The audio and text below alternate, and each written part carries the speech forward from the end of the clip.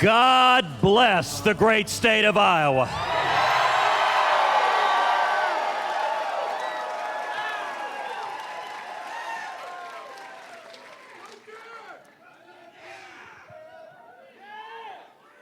Let me first of all say, to God be the glory.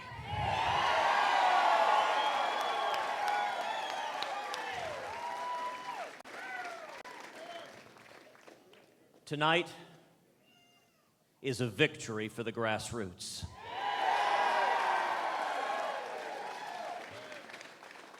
Tonight is a victory for courageous conservatives across Iowa and all across this great nation.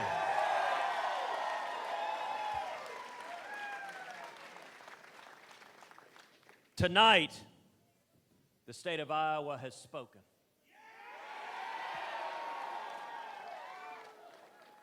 Iowa has sent notice that the Republican nominee and the next president of the United States will not be chosen by the media.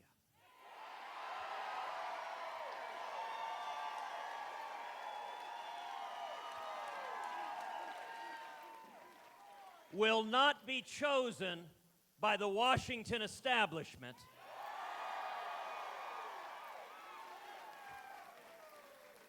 Will not be chosen by the lobbyists,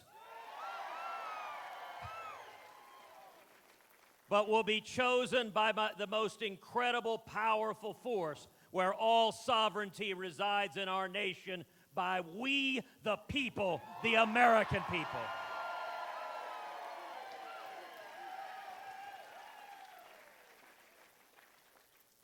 Tonight, thanks to the incredible hard work of everyone gathered here, of courageous conservatives across this state, we together earned the votes of 48,608 Iowans.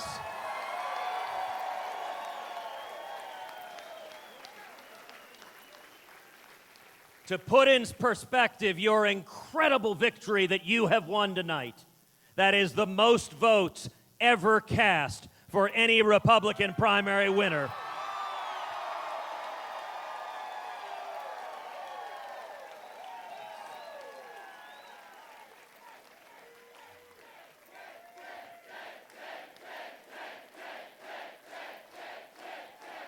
Tonight is a victory for millions of Americans who have shouldered the burden of 7 years of Washington deals run amok.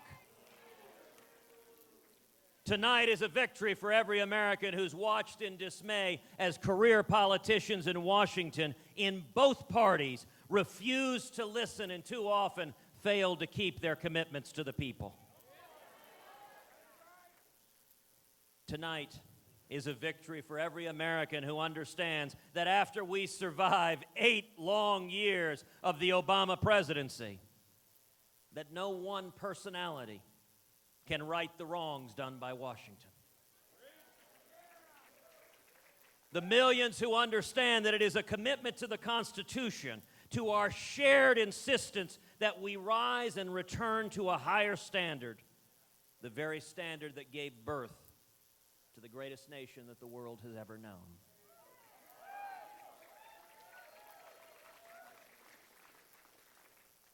To the revolutionary understanding that all men and all women are created equal.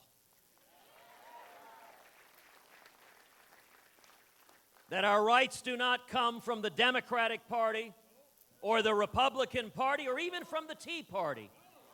Our rights come from our Creator.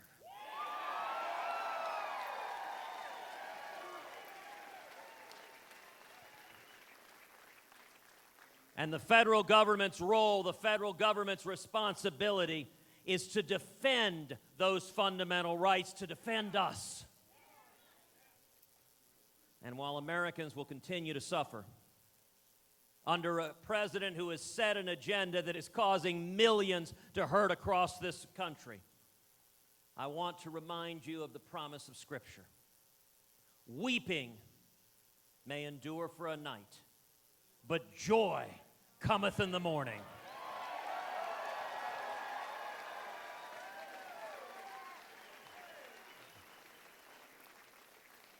Tonight, Iowa has proclaimed to the world, morning is coming. Morning is coming.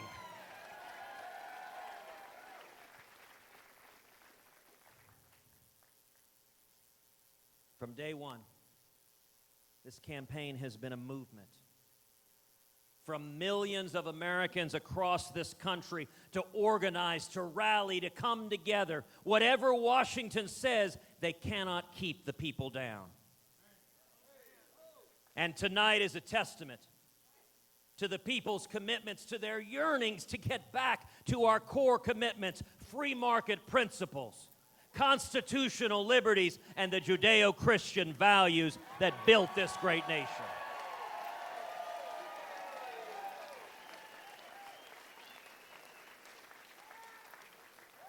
When the Washington lobbyists settled on other candidates in this race, when the media in one voice said a conservative cannot win,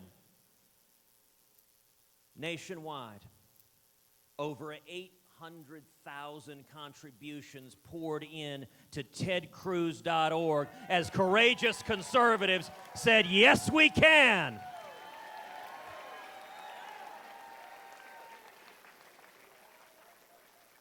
$800,000 contributions at tedcruz.org with an average contribution of $67. That is the power of the grassroots.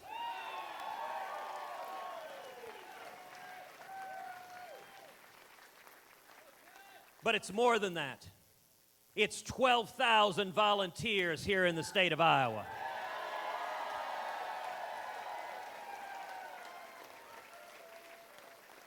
It's over 200,000 volunteers all across this great nation.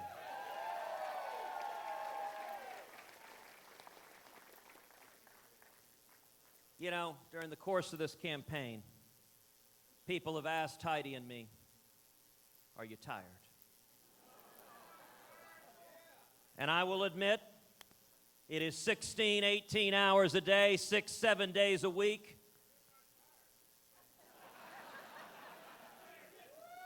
We are not tired at all.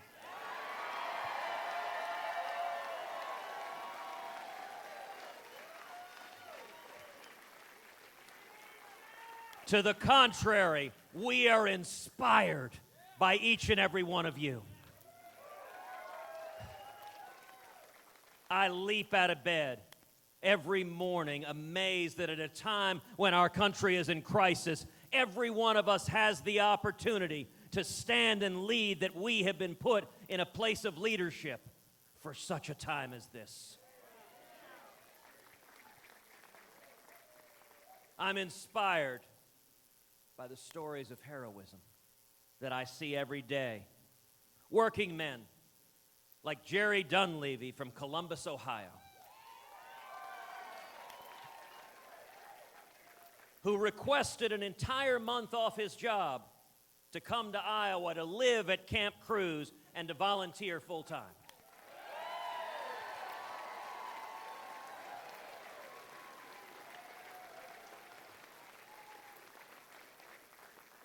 When his employer refused to give him the time off, Jerry quit his job and he came anyway.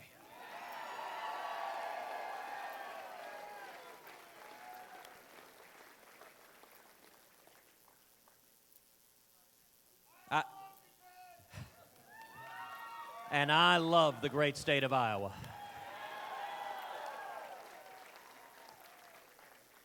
I'm inspired by people like Elliot Gazer and Josh Hammer, students at the University of Chicago, who spent their winter break at Camp Cruz.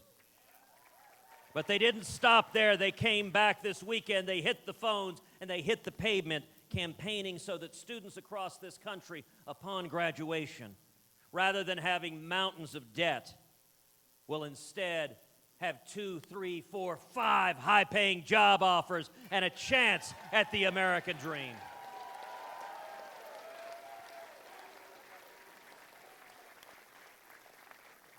I'm inspired by people like Alexandra Ziegler, a 13-year-old girl from Lubbock, Texas, who yesterday at our campaign headquarters made 823 volunteer calls.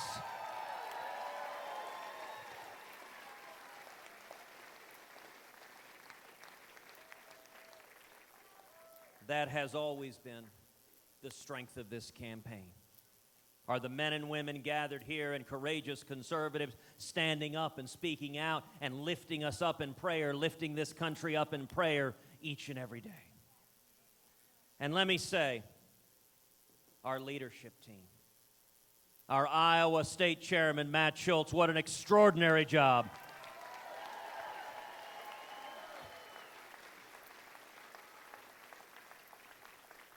You have done organizing a grassroots army. And let me say to our Iowa State Director, Brian English, what an amazing job Brian has done.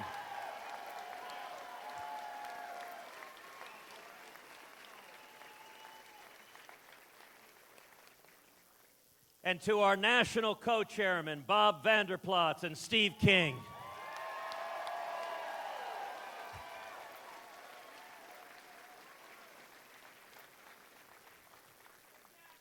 These men have become dear and trusted friends.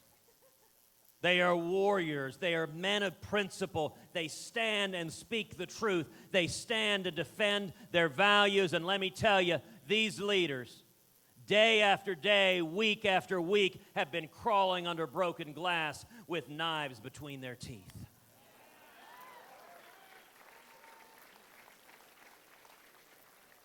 I'm grateful for the support, the early support of my friend, Steve Deace.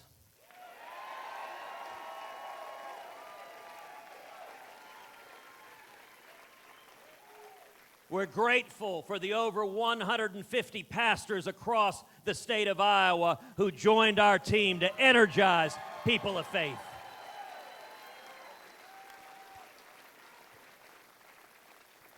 We are grateful to the state senators, to the state representatives, to the volunteer leaders in each of the 99 counties who stood up and said, we will be heard and this will be decided by the grassroots.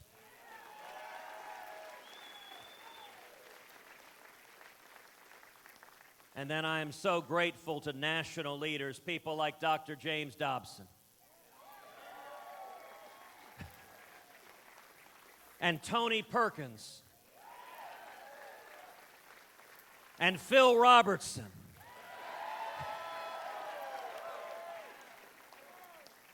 and Governor Rick Perry, and Glenn Beck,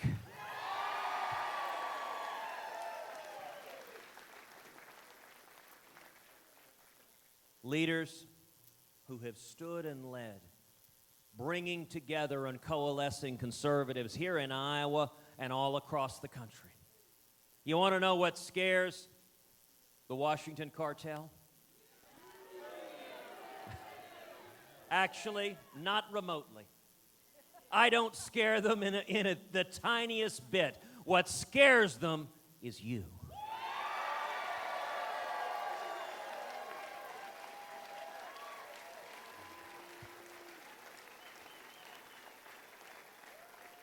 What scares them is that the old Reagan coalition is coming back together of conservatives.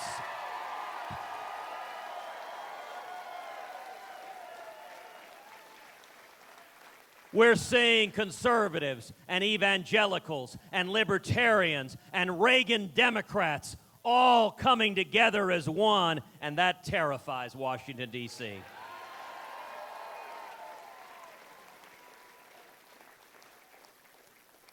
And so to the people of Iowa, Heidi and I say thank you for your incredible hospitality. Thank you for your love.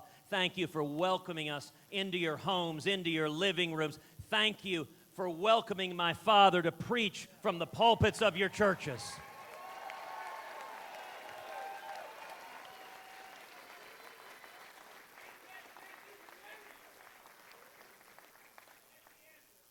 And let me say to my parents, Mom, thank you for the incredible, unconditional love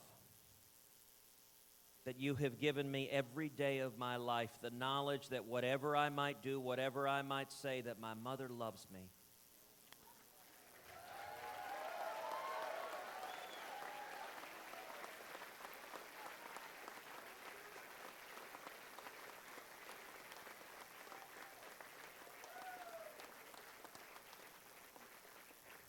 To my cousin Beebe, who is like a sister to me, we grew up together. I love you, Beebs.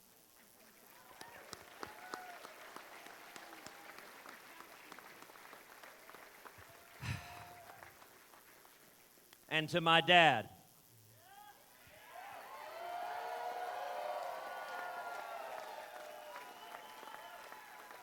a man who came from Cuba at age 18 with nothing, with $100 in his underwear.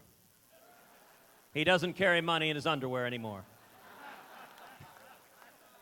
A man who was imprisoned, who was tortured, who washed dishes making 50 cents an hour, who has lived the American dream, and a man who is today a pastor traveling the country preaching the gospel.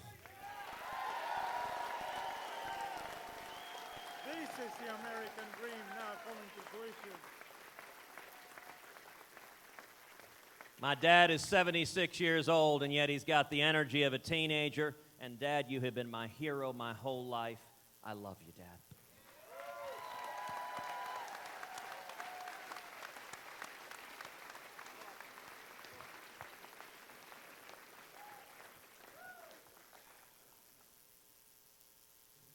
When the sun rises tomorrow, this campaign will take the next step. We will continue to campaign the same way, sitting down person to person, leader to leader, VFW Hall to Dunkin' Donuts, returning to the great state of New Hampshire.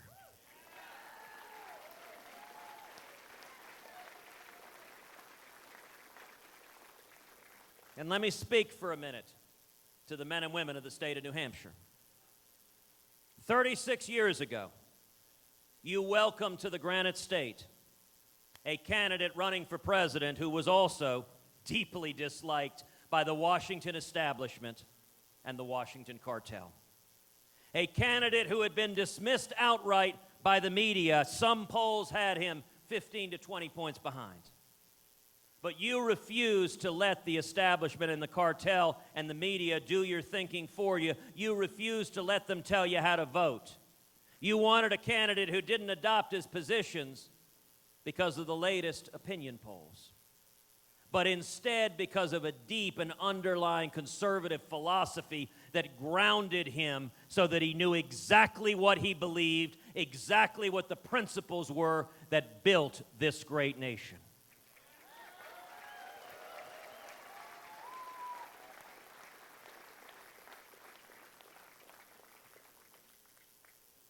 And so tonight I want to say to the people of New Hampshire, thank you for what you did 36 years ago. Thank you for giving America and the world, and yes, history itself, our 40th President of the United States, Ronald Wilson Reagan.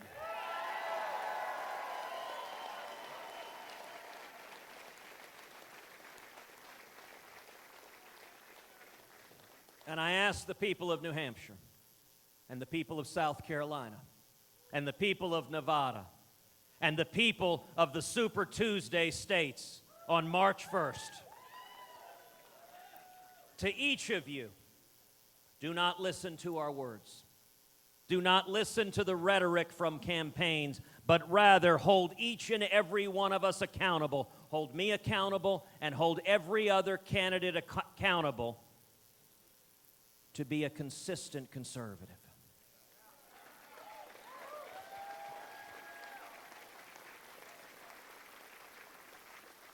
If you want a candidate to repeal Obamacare, then support a candidate who has led the fight to repeal Obamacare.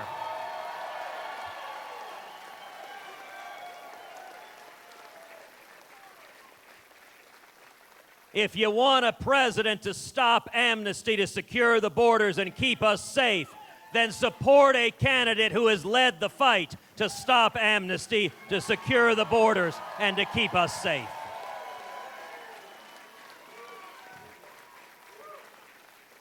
If you want a candidate to support life and marriage and religious liberty, then support a candidate who has spent decades of his life fighting to defend life and marriage and religious liberty. If you want a candidate to defend the Second Amendment right to keep and bear arms,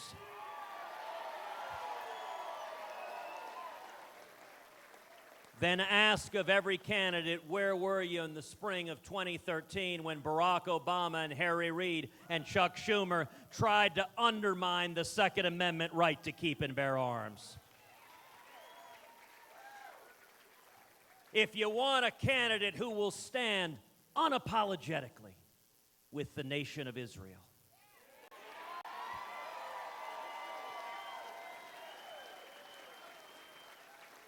then support a candidate who has led the fight over and over again to stand by our friend and ally, the nation of Israel.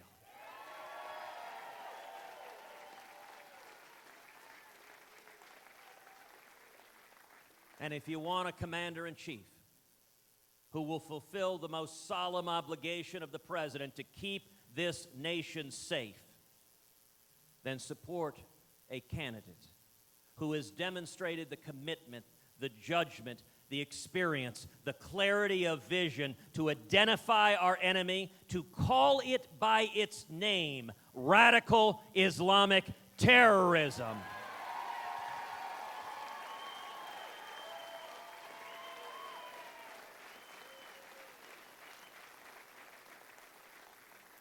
And to utterly and completely defeat ISIS.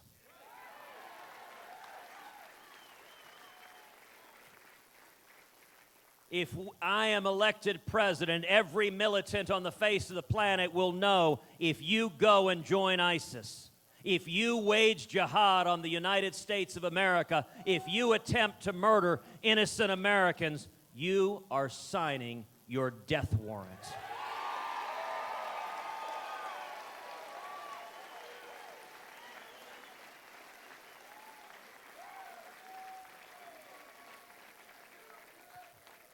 And I'll tell you this, if the other states across the country follow the lead of the good men and women of Iowa and support this campaign, then I tell you this July in Cleveland, you will hear these words spoken from the podium of the unified Republican convention.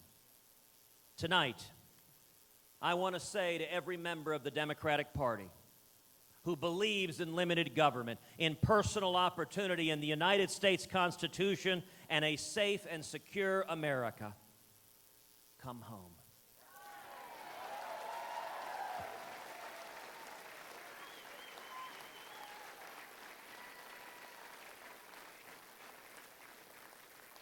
To the Reagan Democrats, your party has left you. And the Republican Party wants you. We welcome you back.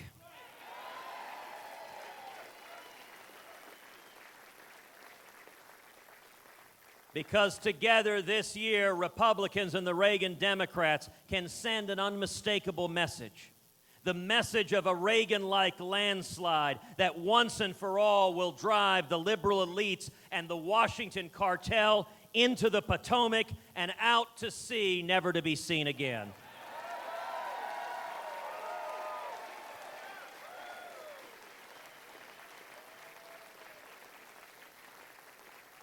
Together we can bring out a new era of economic growth, of military strength, of international security, and the future of hope that our children deserve. If we commit to do more than hope, if we aspire to govern by a higher standard, a standard that transcends political party and race and gender and income, and to everyone that is tired of a president that divides us daily on racial lines, on ethnic lines, on religious lines, on gender lines, on socioeconomic lines. we will have a president that once again seeks to bring us together and unite us on our shared values of who we are as Americans.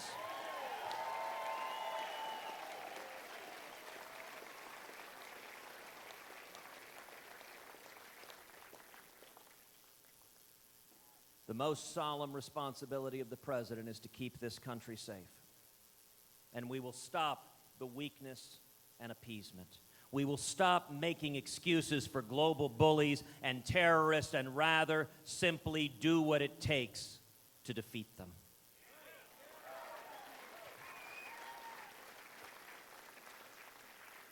I give you my solemn promise. We will finally secure the borders and end sanctuary cities.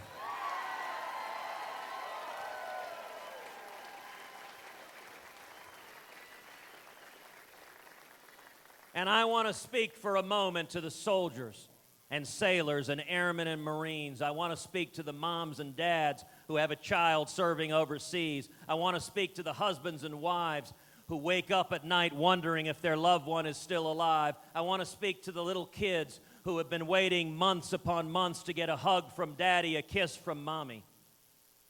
To all of our fighting men and women who have been sent into combat with their arms tied behind their back, with rules of engagement that are wrong, that are immoral, that will end in January 2017.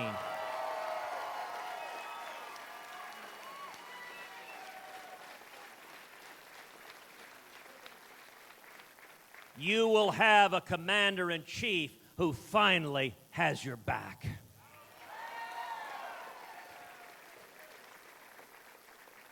And to the police officers and the firemen and the first responders, the heroes who rushed into burning buildings instead of out of burning buildings. The last 7 years of having a president, having an attorney general that demonizes you, that vilifies you, that sides with the criminals and looters instead of the brave men and women of law enforcement, that will end on January 20th, 2017.